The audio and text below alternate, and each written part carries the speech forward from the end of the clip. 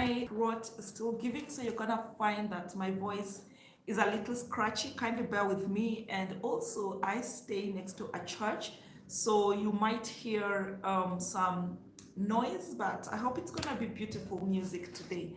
In today's video, I'm going to be sharing with you 5 things I did in my 20s and my 30s that have made my life better, especially now in my 40s.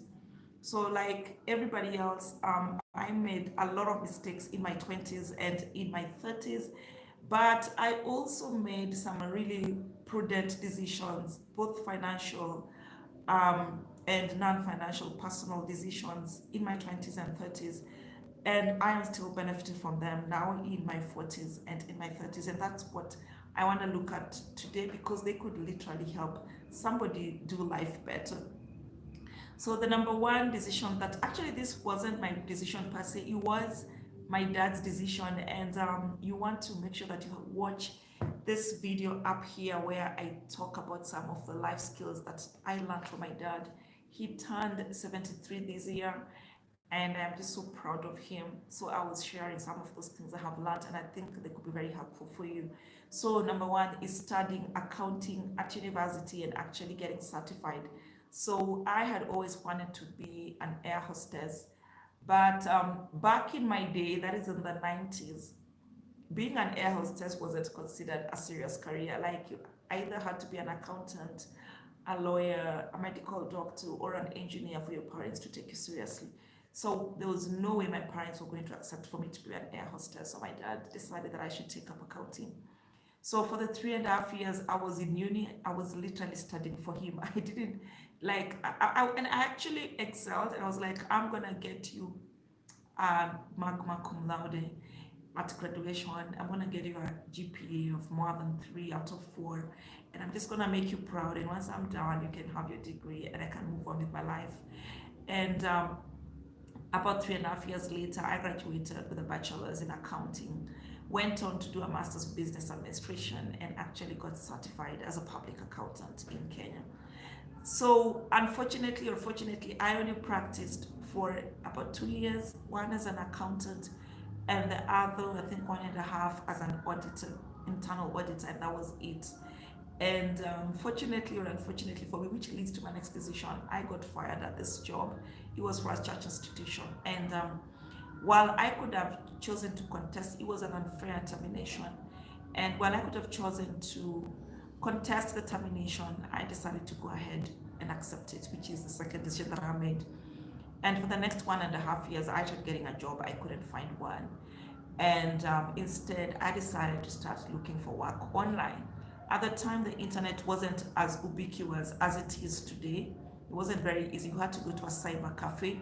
And that's what I used to do, go to a cyber cafe, apply for jobs. At the time, there was a platform called Odesk, what you currently know as Upwork.com. And I started applying for business planning jobs, and I started getting a lot of people in the US, in Canada, and in Europe hiring me to do their business plans for them. And I started applying the knowledge I had gotten in uni as an accountant. And I would whip like 3 business plans in a week and made tons of money. And that's where my journey towards working online started. I started a blog. I used to have a blog called Make a Living Freelancing, which now transitioned to what you currently know as ivamtali.com, and I am so glad I made that decision.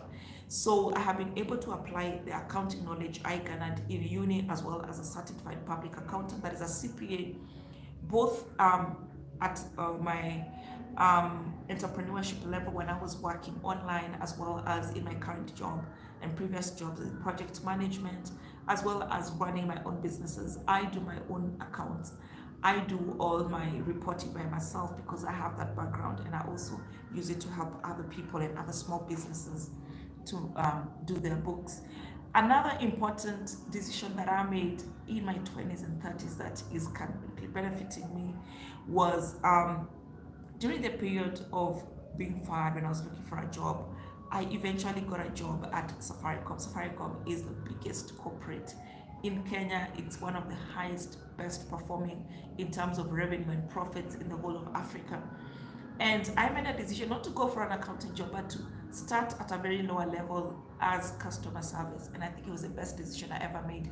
everybody needs customer service skills, both at personal level, at professional level, at business level. And it not only taught me everything that pertains to running a business, because in Safaricom, if you were in customer service, you had to understand how all the other parts of the business interact with each other.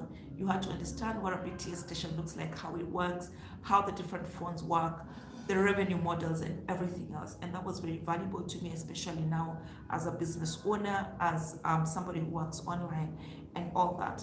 And also it was just humbling because at the time mobile phones were just coming into the market. Most people are not familiar with how they operate, and most of the calls that we received was around that.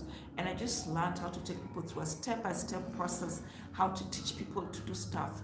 And after about 8 months, I was moved to the new products division of Safaricom, and that's where my career propelled, and I have never looked back. Like, from that position, I was fortunate to be the team that worked with building up Mpesa from scratch, from bottom all the way to where it is today. So if you're not Kenyan, Mpesa is the biggest mobile money solution in the world, and I am so proud to have been part of the process that did it from the very beginning.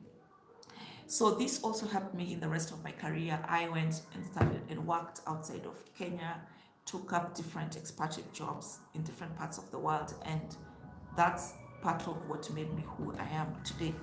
The other decision that I am glad I made in my 20s was to take up insurance policy for my son. So my son turns 15 in November, and I took a 15-year insurance policy. Guys, can you imagine paying premiums for 14?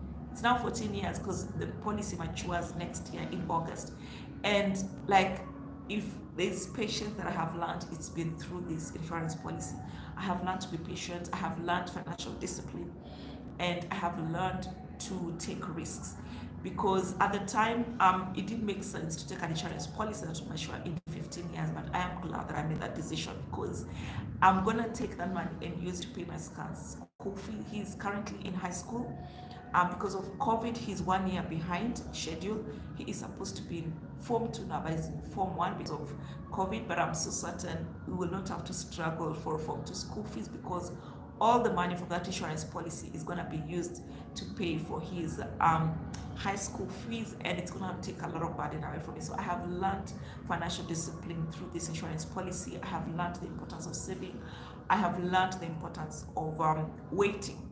And I am so glad that I made this decision that is also still helping me in my 40s.